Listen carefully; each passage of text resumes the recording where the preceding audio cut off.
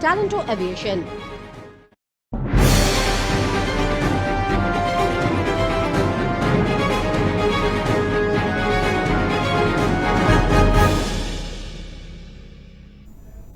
নমস্কার, আরোহী নিউজে আপনাদের স্বাগত জানাই। নিউজ এই মুহূর্তে নিয়ে আপনাদের সঙ্গে আমি সৌরভ।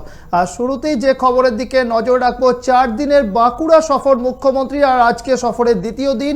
গতকালই বাঁকুড়ায় পৌঁছেছেন তিনি এবং আজকে বাঁকুড়ার খাতড়ার সিধু কানু স্টেডিয়ামে সরকারি পরিষেবা প্রদান অনুষ্ঠানে উপস্থিত রয়েছেন মুখ্যমন্ত্রী। ইতিমধ্যে সভাস্থলে কিন্তু উপস্থিত হয়েছেন কর্মী সমর্থকেরা এবং মমতা বন্দ্যোপাধ্যায় তিনি কিন্তু জানিয়েছেন আজকে সভাস্থল থেকে যে জুন মাস পর্যন্ত বিনামূল্যে রেশন পরিষেবা প্রদান করা হবে রাজ্যের মানুষদের। একই সঙ্গে মমতা বন্দ্যোপাধ্যায় তিনি কিন্তু জানিয়েছেন যে সরকারি পরিষেবা বেশ কিছু প্রদান করা হবে। আজকে যেমন 16টি প্রকল্পের শিলান্যাস রয়েছে এবং 16টি প্রকল্পের উদ্বোধন করা হবে, যার আর্থিক মূল্য প্রায় 353 কোটি টাকা। 1200 উপভোক্তাকে বিভিন্ন প্রকল্পের সুবিধা দেওয়া হবে। এবং আজকের সভায় মুখ্যমন্ত্রী মূলত যে বিষয়টি জানিয়েছেন সেটা হলো দুয়ারে দুয়ারে সরকার, প্রত্যেকের কাছে পরিষেবা পৌঁছে দেওয়া হবে। প্রতিটি ব্লকে করা হবে ক্যাম্প এবং রাজ্যে জুন মাস পর্যন্ত রাজ্যের সমস্ত মানুষকে বিনামূল্যে রেশন পরিষেবা পৌঁছে দেওয়া হবে। কেন্দ্রীয় প্রকল্পে যুক্ত মানুষেরা কর্মহীন, কেন্দ্রীয় সরকারের বিরুদ্ধেও তীব্র তোপ দাগেন মমতা বন্দ্যোপাধ্যায়। কড়া নিরাপত্তা বলয় ঘিরে ফেলা হয় সভাস্থল। এবং পাশাপাশি আপনাদের জানিয়ে রাখবো, আগামীকাল বাঁকুড়ায় রবীন্দ্র ভবন থেকে জেলার নেতা, মন্ত্রী, সাংসদ, বিধায়ক, জেলা ব্লক স্তরের নেতাদের সঙ্গে আগামীকাল মুখ্যমন্ত্রীর প্রশাসনিক বৈঠক রয়েছে। তবে তার আগে আজকে সরকারি পরিষেবা প্রদান অনুষ্ঠানে উপস্থিত রয়েছেন মমতা বন্দ্যোপাধ্যায়।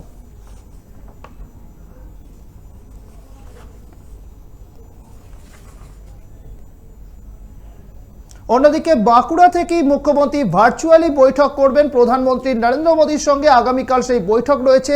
করোনা পরিস্থিতি ও ভ্যাকসিন নিয়ে রাজ্যে কিভাবে করোনা পরিস্থিতি সামাল দেওয়া যায় সেই বিষয় নিয়ে মুখ্যমন্ত্রীর বিশেষ বৈঠক রয়েছে আগামীকাল। মমতা বন্দ্যোপাধ্যায় বাঁকুড়া থেকেই ভার্চুয়ালি সেই বৈঠকে যোগ দেবেন প্রধানমন্ত্রী নরেন্দ্র মোদীর সঙ্গে। এই বৈঠক হবে দুটি পর্যায়ে। কোভিড পরিস্থিতিতে যে রাজ্যগুলিতে অবস্থা খারাপ, প্রথম পর্যায়ে সেই রাজ্যগুলির মুখ্যমন্ত্রীদের সঙ্গে বৈঠক করবেন প্রধানমন্ত্রী এবং দ্বিতীয় পর্যায়ে সব রাজ্যের মুখ্যমন্ত্রীদের সঙ্গে প্রধানমন্ত্রীর বৈঠক হবে টিকা মজুত ও বন্টনের পরিকাঠামো নিয়ে। মমতা বন্দ্যোপাধ্যায় বাঁকুড়া থেকে বৈঠক করবেন এবং আগামীকাল মঙ্গলবার দুপুর 2:30টার সময় বাঁকুড়ার প্রশাসনিক বৈঠক রয়েছে মুখ্যমন্ত্রী। তার আগে সকাল 10টা থেকে প্রধানমন্ত্রীর সঙ্গে মুখ্যমন্ত্রীর এই বিশেষ বৈঠক।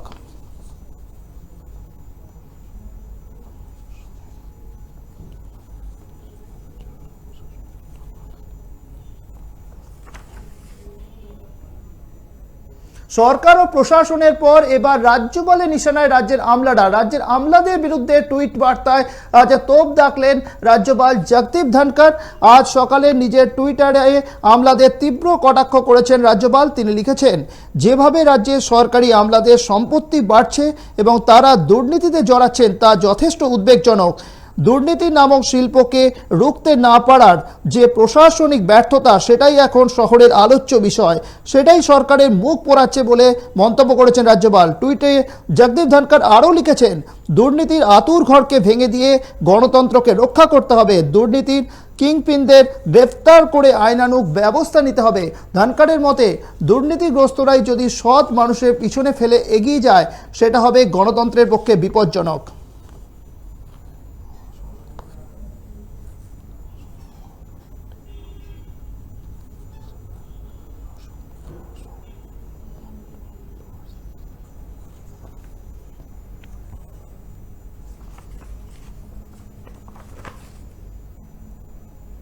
আর সেই পরের খবরে, ডুয়ার্স থেকে শিলিগুড়িগামী বিকল্প রাস্তার দাবিতে এলাকার বাসিন্দারা দীর্ঘদিন ধরে প্রশাসনের কাছে দাবি জানিয়ে এসেছিলেন এবং তারা আবেদন করেছিলেন যাতে সেতু নির্মাণ করা হয়, কিন্তু তারপরেও কিন্তু সেই বিষয়ে কিন্তু সরকারের পক্ষ থেকে কোনো ব্যবস্থা নেওয়া হয়নি। সেতুর দাবিতে দীর্ঘদিন ধরেই আন্দোলন করছেন মধ্য ডুয়ার্স উন্নয়ন মঞ্চের সদস্যরা।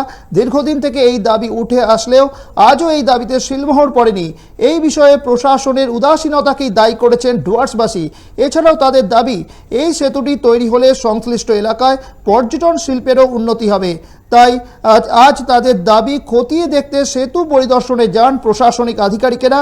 এদিন ময়নাগুড়ির বিধায়ক অনন্তদেব অধিকারী, ধূপগুড়ির বিধায়ক মিতালি রায়, গয়েরকাটার নাগরিক মঞ্চের সদস্য কানাইলাল চট্টোপাধ্যায় সেতু তৈরির বিষয়টি পরিদর্শন করেন। ব্রিজের মুখ পর্যন্ত তৈরি হয়েই আছে। আর এখানে আপনারা এখন যেটা দেখছেন যে আমাদের একদম এখানকার যে স্পার একটা রয়েছে, সেই স্পার থেকে বরাবর এখানে আসছে। এখানকার মানুষজন এখানে দেখছেন প্রচুর জমি এমনিতেই পড়ে রয়েছে, যেগুলোতে মানুষ চাষবাস করছে, এবং তারা চায় যে এটা ব্রিজটা হয়ে গেলে পরে তারা জমি দিবে। সুতরাং আমাদের কোনো কিছুরই কোনো সমস্যা নেই।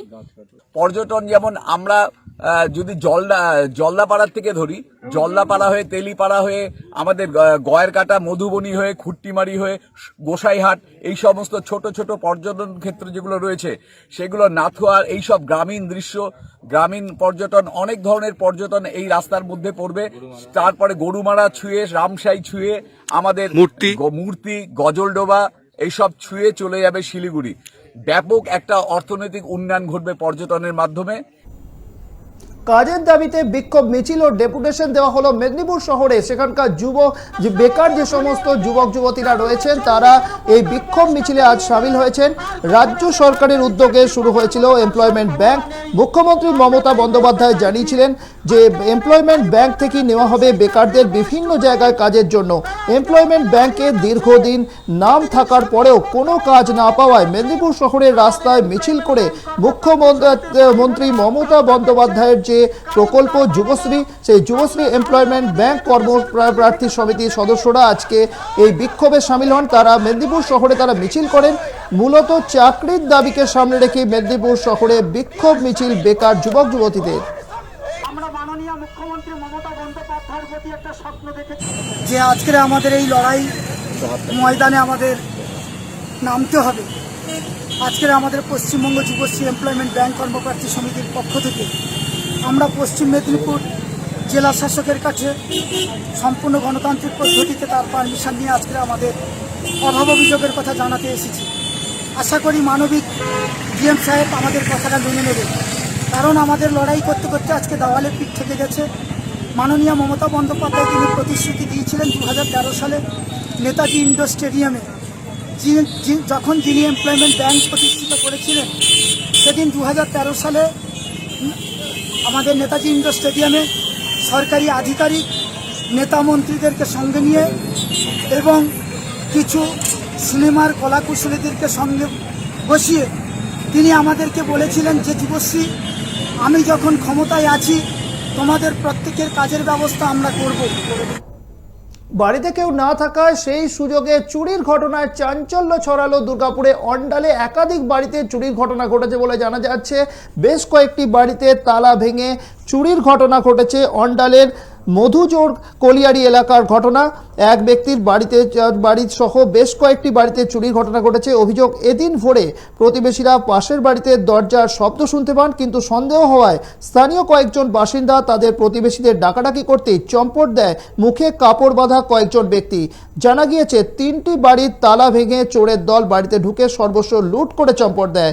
বাড়ির সবকিছু লণ্ডভণ্ড অবস্থায় পড়ে রয়েছে। পুলিশকে খবর দিতেই ঘটনাস্থলে পৌঁছায় অন্ডাল থানার পুলিশ।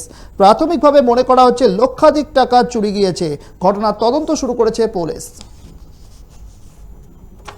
রাত্রিবেলা আমার পাশের বাড়ি সারানন্দ সিং, রিলেশনে আমার মামা লাগে, ওর ঘরে সকাল 4:30টার সময় যখন আমরা উঠেছি তখন ঘরে কিছু সাউন্ড পেলাম, ভ্রামভুর মানে আওয়াজ দিচ্ছিল। দিয়ে আমি পাশে এলাম, দিয়ে আমি ভাবলাম কি ওর ছেলে এসছে ঘরের ভিতরে আছে, আমি বললাম বিক্কি বিক্কি, দিয়ে চোররা তখন ভ্রামভুর করে পালাতে শুরু করলো। দিয়ে তারপর আমি চোর চোর হাল্লা করলাম, দিয়ে 2-3 জন এলো। তারপরে যখন ওর পিছে ছুটে গেল, পিছনে জঙ্গল ঝোর আছে, জঙ্গল টাইপের আছে, পিছনে গেলাম, দেখছি অন্ধকার ছিল। তো 2-4টা ছেলে পালাতে আমরা দেখলাম। এবারে অন্ধকারে কোন দিকে ওরা পালালো আমরা বুঝতে পারলাম না। চোখ রাখবো পরের খবরে।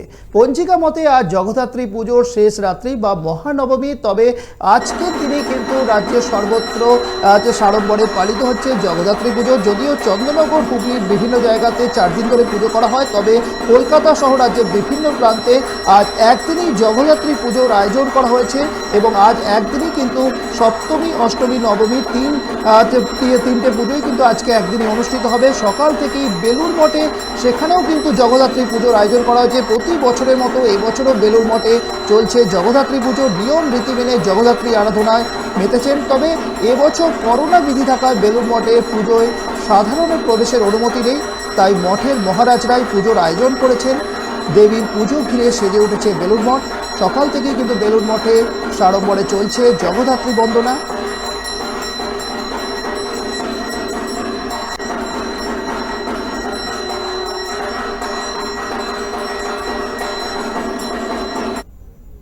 এখন চোখ রাখবো ফারাক্কা ব্যারেজ সেবক সংঘের জগদ্ধাত্রী পুজোর দিকে। তারাও কিন্তু এবছর জগদ্ধাত্রী পুজোর আয়োজন করলেও কিন্তু কোথাও যেন একটা কাটছাট করা হয়েছে বাজেটে। তার কারণ এবছর করোনা আবহে অন্য বছর তারা 4 দিন ধরে পুজো করে থাকেন, কিন্তু এবছর তা করছেন না। তারা একদিনের জগদ্ধাত্রী পুজোর আয়োজন করেছেন। মহানবমীতে দেবীকে পূজা অর্চনার মাধ্যমে ভোগ নিবেদন করার সিদ্ধান্ত নিয়েছে ক্লাব কর্তৃপক্ষ। আজ নবমীর দিনই ষষ্ঠী, সপ্তমী, অষ্টমীর পুজো করা হচ্ছে। দশমীর দিন অর্থাৎ আগামীকাল নিয়ম মেনে দেবীর বিসর্জন করা হবে। এবছর ফারাক্কা সেবক সঙ্গে জগদ্ধাত্রী পুজো 21 বছরে পদার্পণ করল। প্রশাসনিক সমস্ত নিয়ম মেনেই চলছে জগদ্ধাত্রী আরাধনা।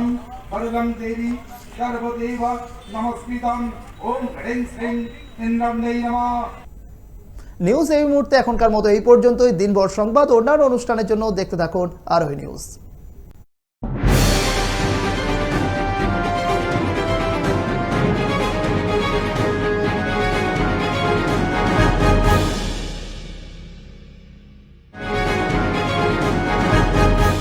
নিউজ এই মুহূর্তে নিবেদন করলেন ট্যালেন্টো এভিয়েশন।